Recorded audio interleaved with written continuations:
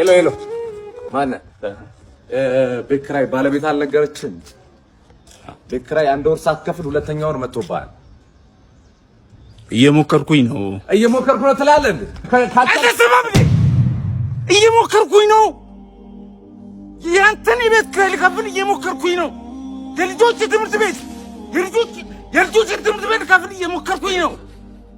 የሚበሉት አጥተው እየሞከርኩኝ ባለቤት ለማውጣት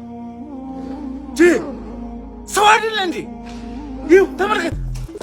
ይሄ የልጆች ጌም የሚጫወቱበት ልሸጥ እየሞከርኩኝ ነው።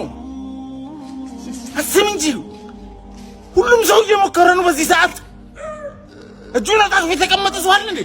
ታገሰኝ በቃ እየሞከርኩኝ ነው።